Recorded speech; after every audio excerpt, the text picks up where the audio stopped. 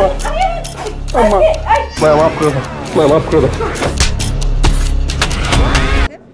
যেহেতু director Raihan Rafi, definitely এটা নতুন কিছুই হবে।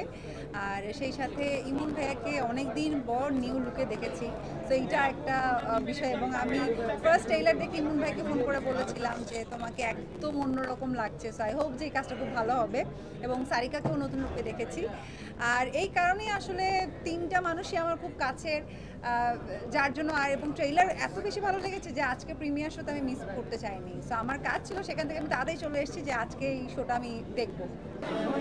দেখলাম তো অনেক ভালো লেগেছে। অনেকদিন পর হলে এসে দেখতে পেরে আরো বেশি ভালো লেগেছে। অবশ্যই ইমোশনাল ছিল। লাস্টে তো আসলে এভাবে এক্সপেক্ট করিনি, এভাবে দেখতে পেরে লাস্টে আরো বেশি ইমোশনাল লাগছে।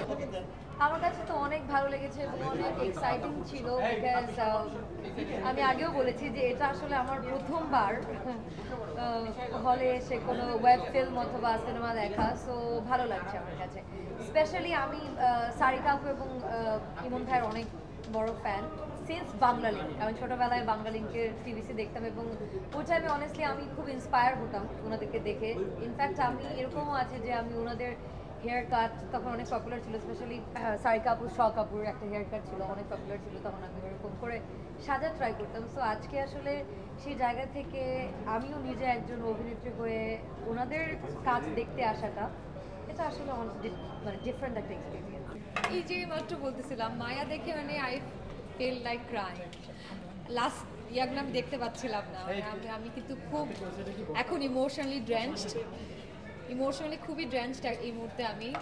আমার মনে হচ্ছে আমার চোখ ছলছল করছে, আমি পুরোটা দেখতে পাচ্ছিলাম না। লাস্টের দিকে আমি বলে দিলে তো সব টুইস্ট চলেই যাবে, সবাইকে তো দেখতে হবে। সো খুবই অসাধারণ পারফরমেন্স, অসাধারণ। মানে আমি ইমন ভাই এরকম পারফরমেন্স আমি এর আগে কখনোই দেখিনি, মানে আমার দেখা হয়ে ওঠেনি। আর সারিকা আপু তো মানে কি বলবো, রূপে গুণে অনন্যা একদম। না, এই ছবিতে কোনো নৃশংসতা নাই, এটা একদমই আমার অন্য ধরনের প্রজেক্ট। এটা দেখলে মনে নাও হতে পারে রায়হান রাফি সিনেমা। এটা আমার আগের যে ফ্রাইডে ছিল সেটার বাইরের থেকে একটু অন্যরকম ধরনের সিনেমা।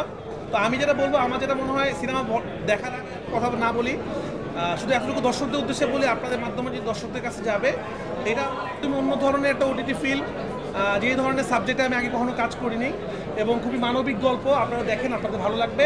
যে দীর্ঘদিন পরে আমি বলবো যে ইমনকে নতুন করে মানুষ আবিষ্কার করেছে এবং ওর এই সাইডটা এখনো পর্যন্ত আমার মনে হয় কেউ উদ্ঘাটন করতে পারিনি। এবং যখন আমরা শুটিং করছিলাম শটের সময় আমি ওকে বলছিলাম যে এই কাজটা তোমাকে আমি নতুন করে দেখতে পাচ্ছি এবং আশা করছি দর্শকরাও যখন দেখবে এটা টোটাল একটা 360 ডিগ্রি টার্ন হবে। অনেকে জড়িয়ে ধরলো, অনেকে আমাকে বললো যে মানে কি করলাম আর কি। সো এই যে মানুষের অনুভূতি, যখন আমি একটা জিনিস আমরা যখন অনেক বেশি পরিশ্রম করি একটা চরিত্রের জন্য, আমি বলেছি যে এইটাতে কিন্তু আমি চরিত্র হয়ে ওঠার চেষ্টা করেছি, রাহাত হয়ে ওঠার চেষ্টা করেছি।